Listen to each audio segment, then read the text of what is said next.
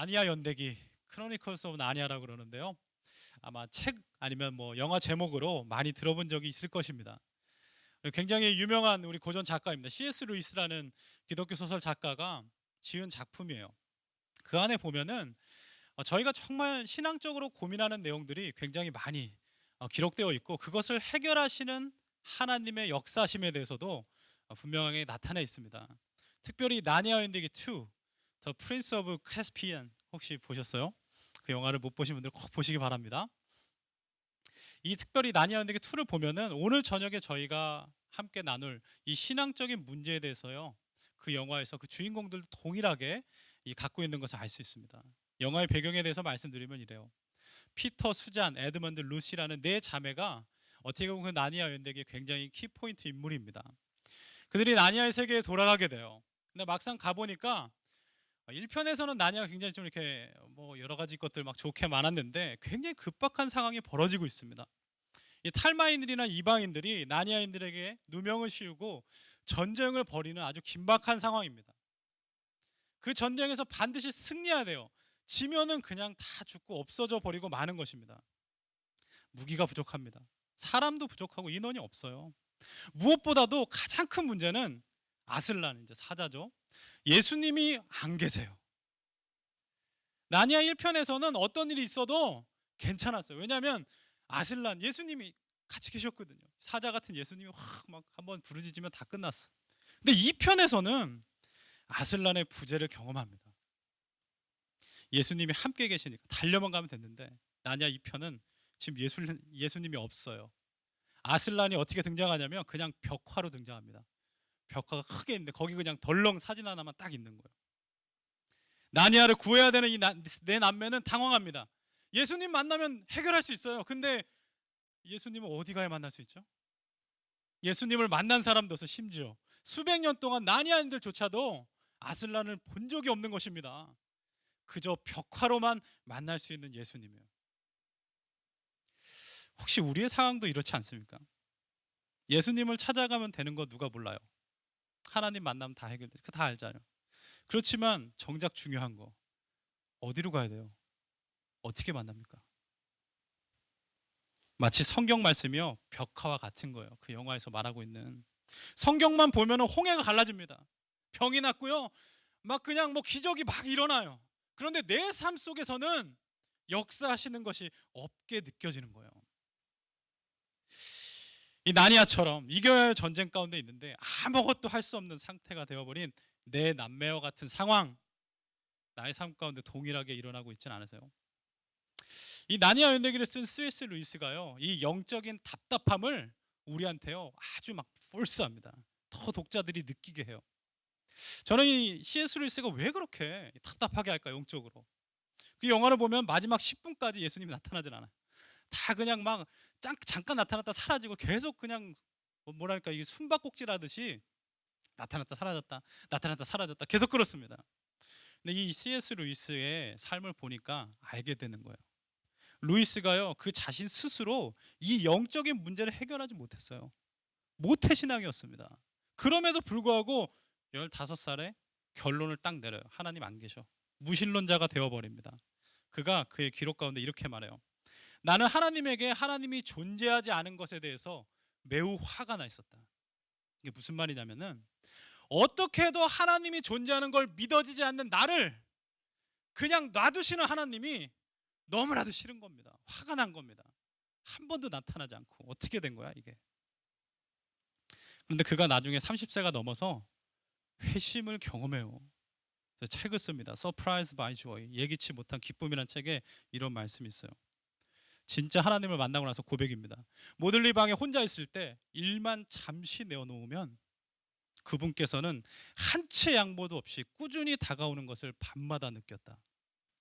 1929년 여름, 나는 드디어 항복했고 하나님께서 하나님이시다라는 것을 인정했다. 그렇게 찾을 수가 없었어요. 무신론자까지 됐습니다. 그런데 함께 계시는 예수 그리스도, 영화를 열고 보니까 날마다 나에게 오는 하나님에 대해서 깨닫게 된 겁니다. 이 실존적인 문제가 얼마나 중요한지 알기 때문에 소설로 쓰게 된 거예요. 그리고 그 소설을 읽고 영화를 보는 우리에게 그 영적 답답함을 통해서 진지하게 고민해 보라고 도전하고 있는 것입니다. 다시 영화로 돌아갈게요. 이 네 남매가 마지막 막내가 루시예요. 아슬란을 결국에 만납니다. 막 사자랑 막 띵골로 막 굴르면서 예수님한테 질문을 해요. 뭐라고 질문하냐면 Why didn't you come in to save us like last time? 예수님 왜 지난번처럼 와가지고 우리를 구원해주지 않으세요? 그렇게 말을 해요. 그랬더니 명언입니다. 명언. Things never happen the same way twice. Things never happen the same way twice. 같은 일은 두 번 반복되지 않는단다. 이 말씀이 주는 의미가 엄청납니다. 저에게 적용하면 무슨 말씀이냐면은 예수님께서는 성경에 많은 이 힘든 일을 겪는 사람들에게 수많은 기적을 베풀어 주셨습니다. 오늘날 나도요, 성경에 있는 인물 못지않게 어려운 일을 겪어요. 동일한 어려움입니다. 그런데 문제가 뭐냐면 성경에 있는 사람들은 예수님과 함께 있기 때문에 찾아가서 해결받을 수 있어요. 그렇지만 동일한 문제를 가진 나는 뭐냐면 예수님이 안 계시기 때문에 문제가 되는 거예요. 그런데 그런 상황 가운데서 예수님이 퍽 나타났다고 한번 쳐봐요. 그러면 저희도 이런 말 하지 않을까요? 예수님, 성경에서 하신 것처럼 왜 나한테 하지 않습니까? 루시의 고백을 우리가 하게 된다라는 거예요.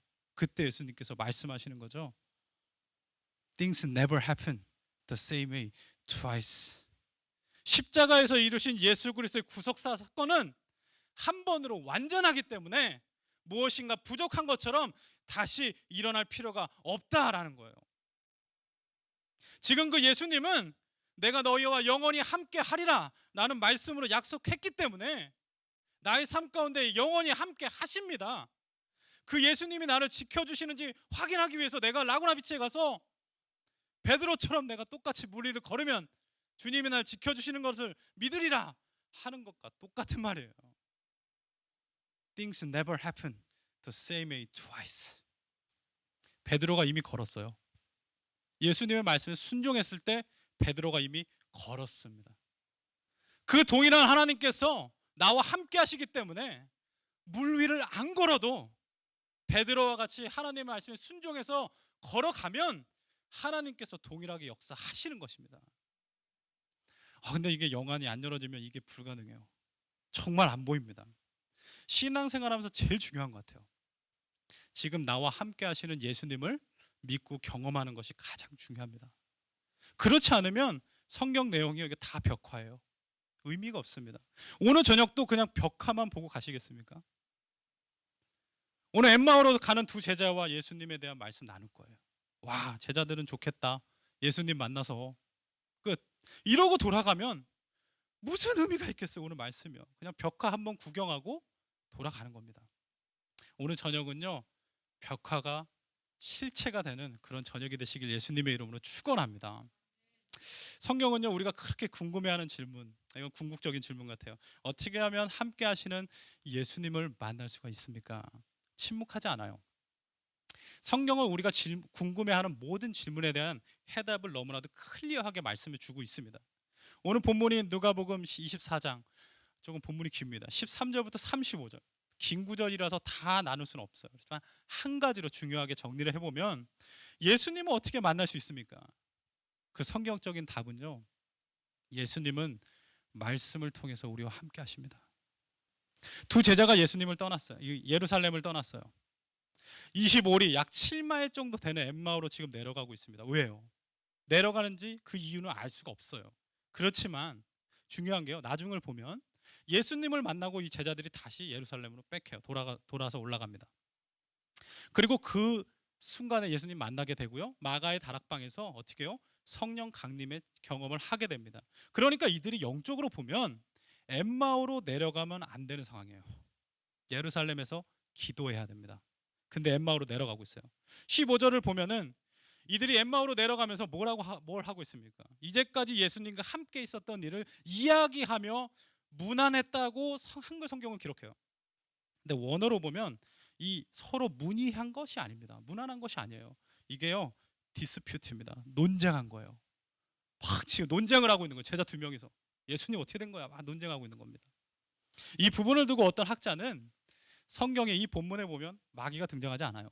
영적인 얘기가 어떻게 보면 나오지 않습니다. 그렇지만 예수님의 죽으심과 부활 사건을 두고 제자들 두 명이서 지금 서로 논쟁을 하면서 있어야 할 자리를 떠나서 다른 곳으로 가고 있는 것 자체가 영적인 공격을 받고 있다라고 말씀을 해요.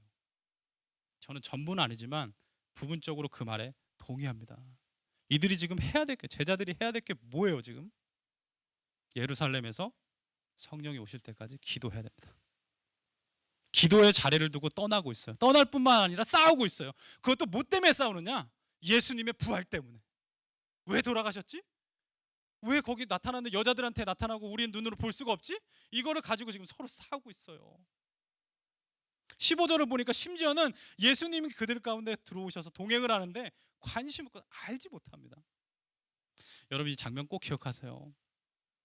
하나님께서 보여주신 구원 사역을 보고도 제자들이 싸워요. 예수님 부활하셨는데도 기도의 자리를 떠납니다. 심지어는 예수님이 함께 하시는 것도 전혀 알지 못해요. 왜 그렇죠? 16절에 이렇게 말해요. 그들이 눈이 가려져 전혀 알지 못했기 때문에. 말씀을 몰랐기 때문입니다.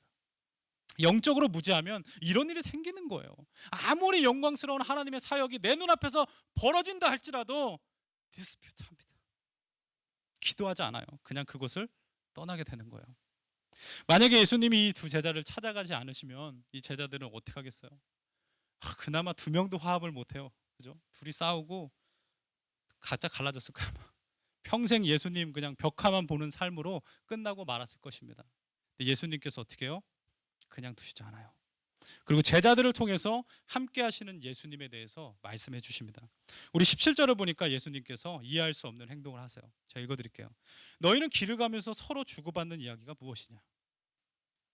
몰라서 물으신 게 아닙니다. 의도가 있는 건데 예수님께서는요 오늘 본문에 철저히 자기 자신을 숨기십니다. 여기 정말 중요한 단어가 있어요. 성경을 가지고 계시면 17절을 보시면 좋을 것 같은데요. 17절에 어떤 단어가 가장 중요할 것 같으십니까? 여기서 진짜 중요한 단어가 뭐냐면 머물러 서더라예요. 머물러 서더라. 예수님께서는 제자들이 십자가 사건에서 실족해서 엠마오로 가고 있는 상황 가운데서 그것도 서로 논쟁하면서 싸우면서 여러분 누구도 막을 수 없어요. 계속 논쟁하면서 시간 가는지 모르고 한 7마일 가면 그냥 거기서 가서 끝나는 거예요. 그런데 예수님이 어떻게 해요? 그 발걸음을 인터럽트 하십니다. 막아 세우세요. 이게 진짜 중요한 거예요. 저희가 때로는 영적으로 어두워서요 잘못된 길로 갈 때가 있습니다. 나는 되게 옳다고 생각해요. 그 길이. 근데 예수님이 보기엔 잘못된 길을 갈 때가 있는데 예수님께서 그것을 어떻게 막으시냐? 어떻게 막으세요? 우리 가운데 다가오셔서 우리의 관심을요 논쟁이 아니라 성경으로 이끌어 가십니다. 그러면 저희가요 비로소 멈춰 설 수 있는 거예요. 우리의 영혼이 고정이 되는 것입니다. 영적 무지는 정말 이거는 멈추기 진짜 어려워요. 영적으로 다 블라인드 해가지고 어디로 막 걸어가면요 아무도 멈출 수 없어요.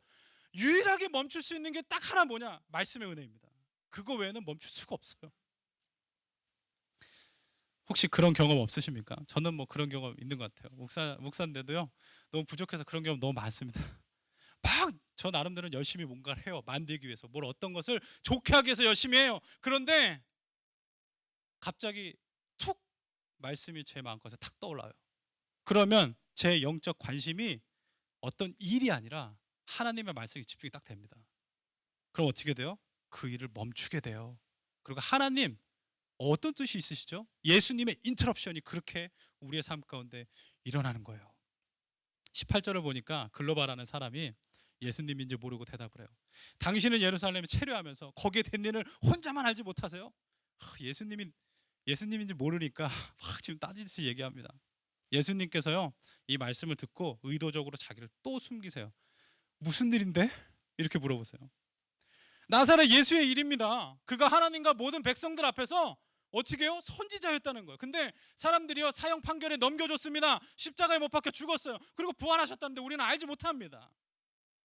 여기서 중요한 거 21절에 있는데 이 말씀을 통해서요 우리가 볼 수 있는 것이 있어요. 우리는 이 사람 예수 그리스도가 이스라엘을 속량할 자라고 바랐노라. 예수님의 죽음은 내가 생각하는 것과 다르다라는 거예요. 지금 내가 바라던 방향으로 가지 않습니다. 사건이. 24절에 또 뭐라 그러냐면 우리가 예수님을 보지 못하였습니다. 예수님 눈앞에 두고 예수님 보지 못했다고 말해요. 증거가 불충분합니다. 이렇게 얘기하고 있는 거예요. 여러분 이 두 가지 꼭 기억하십시오. 내가 바라지 않는 대로 계속 일이 흘러가요. 그리고 그런 상황 가운데서 예수님은 전혀 보이지가 않아요. 그러면 어떤 일이 일어납니까? 기도의 처소를 떠나게 되는 거예요. 엠마오로 가게 되는 것입니다.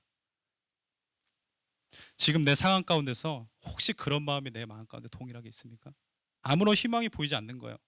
예수님이 보이지 않아요. 특별히 시간이 막 길어지면 이게요 영적으로요 낭비하는 시간들이 시작됩니다. 하나님께 기도하기보다 그 자리를 떠나서 논쟁하기 바빠요. 그냥 뭐 유튜브 우리 뭐 요즘에 굉장히 화제가 되고 있지만 차기 대통령 우리 트럼프에 대해서 그냥 과거사 다 끄잡아 보고요. 성경은 우리가 그렇게 읽기가 어려운데 그분의 과거는 그렇게 잘 읽혀요. 이해가 쏙쏙 가고 그래서 이렇구나 또 논쟁하고 싸우고 여러 가지 것들이 많이 일어납니다. 예수님한테 우리가 관점을 가져가야 돼요. 예수님이 함께 하심을 알면 제자들이 지금 이렇게 하고 있을까요? 저희가 정말로 예수님이 나와 함께 하신다 하면 그런 곳에 시간을 쓸까요? 안 쓸 거예요. 예수님께서 제자들을 꾸짖으십니다. 영적인 경고를 한번 들어보세요. 25절이에요. 미련하고 선지자들이 말한 모든 것을 마음에 더디 믿는 자들이요. 믿음의 문제라는 것입니다. 26절 그리스도가 이러한 고난을 받고 자기의 영광에 들어가야 할 것이 아니냐? 사람의 소망이 아니라 하나님의 소망을 바라보라는 거예요. 27절 이에 모세와 모든 선지자들의 글로 시작해서 모든 성경에 쓴 바 자기에 관한 것을 자세히 설명하시니라. 제자들이 불충분하다고요? 나 예수님을 못 봤기 때문에 그렇기 때문에 내가 이렇게 산다고요? 그게 아니라는 거예요.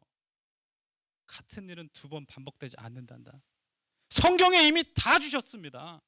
너무나도 완벽하게 증언해 주셨기 때문에 그 이상은요 더 필요 없어요. 이미 다 말씀해 주신 거예요. 우리가 더 이상 영적인 낭비를 하지 말기를 원합니다. 우리가 가진 소망의 골이 있어요. 그게 안 되면 좌절하고 예수님께 막 기도해도요 그냥 잘 안 되면 확 좌절해 버려요.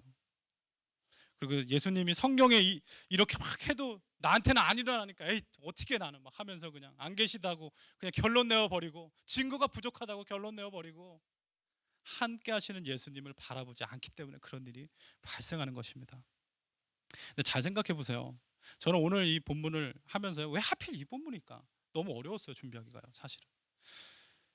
예수님이 나와 함께 하시지 않는다면은 오늘 기도의 자리로 하나님께서 인도하셨겠어요? 예수님이 나와 함께 하시지 않는다 오늘 이 본문을 통해서 이 말씀을 전하게 하시겠습니까? 예수님이 지금 나와 함께 하시지 않는 내가 어떻게 여기서 기도할 수 있어요? 이거만큼 더 큰 증거가 어디 있어요? 28절을 보니까 또 마을에 가까이 가니까 예수님이요 또 자기를 숨기십니다. 이제는 드러날 때가 됐는데 더 가려는 것처럼 가세요. 마치 이 나니 안되기 2의 아슬란처럼요 계속 숨기세요. 제자들이 관건에서 예수님을 초대해서 식사를 같이 합니다. 30절을 보니까 예수께서 떡을 가지시고 축사하시고요 제자들한테 주니까 그제서야 제자들의 눈이 밝아져서 예수님 알아봐요. 근데 정말 답답한 거예요. 여기서 예수님이 사라져 버리세요. disappear 이 단어는요 성경에 딱 한 번 나타난 단어, 그냥 샥 비처럼 소멸해 버리다 이런 뜻입니다. 예수님이 또 자기를 숨기세요. 아예 한 말씀만 해주시고 가면 되는 거 아니에요? 정말로? 근데 예수님이 근데 싹 사라졌어요. 저희 이런 경험들 혹시 없습니까? 되게 비슷한 경험이 있어요. 목회자로 부름을 받기 전에 신학교 가야 되냐 말아야 되냐 했을 때 믿음이 부족하니까 하나님께 사인을 굉장히 많이 구했던 것 같아요. 기도원에서 기도를 하는데요 열심히 기도했습니다. 정말 막 열심히 기도했는데 석양이 지는데요 정말 천국 같아요. 여기가 와 내가 이제 내려가서 신학교 원서 넣고 열심히 주의 종으로 가야겠다. 이거만큼 하나님이 이것보다 어떻게 더 큰 감격을 주시며 하나님이 이것보다 살아계시는 거 어떻게 보여주셔 더 저로서는 확실한 마음을 가졌어요. 근데 제 마음 가운데 순간 그런 마음이 드는 거예요. 해가 이렇게 쑥 지는데 이렇게 막 산이었어요. 빨리 줘 주님 지금 제 마음이 너무나 천국 같습니다. 근데 하나님 나와 함께 계세요. 근데 저, 저 해가 지듯이 이 마음이 언젠가 또 시급하게 걱정이 되는 거 있죠. 그래서 주님 저랑 평생 함께 해주세요, 함께 해주세요, 그러고 기도했는데 어떻게 됐을까요? 해가 지니까 추워가지고 다시 숙소로 돌아왔는데 그 마음이 없어졌어. 그때 당시에는 굉장히 아쉬웠어요. 아 진짜 막 이러면서 좀 더 있으면 뭐가 달라졌을래나 막 이런 마음 가졌는데, 나중에 제가 깨닫게 된 거는 말씀을 통해서 더 분명하게 만나 주십니다. 제자들이 이런 경험이 아닐까 싶어요. 딱 예수님 보고 예수님 어디 갔어? 이렇게 된 거예요. 지금 그냥 사라져 버렸어요. 중요한 게 있습니다. 오늘 본문의 핵심인데 32절을 보시면은 제자들이 서로 말을 합니다. 길에서 우리에게 말씀하시고 우리에게 성경을 풀어주실 때에 우리 속에 마음이 뜨겁지 아니하더냐. 이게 중요해요. 예수님께서는 이거를 제자들에게 깨닫게 해주시기 위해서 마치 벽화처럼 의도적으로 자기를 숨기셨어요. 부활하신 예수 그리스도 이제 승천하십니다. 그럼 제자들과 어떻게 함께 하시겠습니까? 저에게 적용되는 말씀이죠. 성경을 통해서 자기를 의도적으로 숨기세요. 그리고 더 드러내는 건 뭐예요? 말씀. 너무 중요한 거예요. 말씀이 육신이 돼 우리 가운데 거하시면, 이 말씀 말이에요. 예수 그리스도가 말씀이십니다. 이 말씀을 보지 않고 어떻게 예수님 우리가 만날 수 있어요? 예수님께서 자기를 어떻게 드러내십니까? 오늘 이 말씀을 통해서 우리 마음 가운데 뜨거움을 주시고 성령의 충만함을 주시고 나와 함께 하시는 것을 앞으로 그렇게 만나 주시겠다라는 말씀이에요. 제자들이 이것을 깨달았어요. 깨달으니까 그냥 있을 수 있습니까? 진짜 중요하죠. 바로 그때로 일어나 예루살렘으로 돌아갑니다. 가서 뭐라 그래요? 주께서 과연 살아나셨다. 이 포인트가 굉장히 중요해요. 왜 논쟁했어요? 논쟁한 이유는 간단해요. 다 패스트예요. 예수께서 한때는 우리가 바라던 그런 메시아였었어요. 십자가에 못 박혀 죽으셨어요. 과거. 부활하셨다는 나는 잘 몰라. 나는 과거로 가면 하나님을 내가 오늘 만나지 않고 그 하나님이 과거 시제로 가버리면 그때서부터는요 영안이 어두워지기 시작하는 거예요. 그런데 오늘 이 안마와 이 두 제자처럼 주의 말씀을 듣고 이것이 현실로 일어났을 때는 뭐라고 고백합니까? 주께서 과연 살아나셨다. 그 일이 나에게 일어났다. 하나님을 만나는 것에요 가장 중요한 것은 뭐냐면 현재성입니다. 현재성. 지금 내가 그 하나님을 만나고 있는가. 우리가 때로는요 예수님께서 산 가운데 기적을 크게 베풀어 주실 때가 있어요. 그렇지만 항상 그렇지는 않는 것 같아요. 오히려 오늘 말씀처럼요 하나님께서 이미 말씀을 통해서 온전하게 우리에게 모든 것을 주셨습니다. 그렇기 때문에요 Things never happen the same way twice. 이미 온전히 주셨기 때문에 그 말씀을 통해서 우리 가운데 말씀하세요. 이제 말씀을 마무리하기 원합니다. 오늘 이 저녁 가운데도 저희가 마찬가지인 것 같아요. 혹시 오늘 오전까지만 해도 엠마오로 열심히 가시다가 또 논쟁하시다가 혹은 마음 가운데 좌절 가운데 있어서 내가 원하는 대로 상황은 벌어지지 않고 기도해도 나한테는 역사하시지 않는 것 같은 그 예수 그리스도에 대해서 혹시 생각하는 분이 계셨습니까? 오늘 본문을 통해서 예수님께서 말씀하세요. 나는 너랑 함께 있다.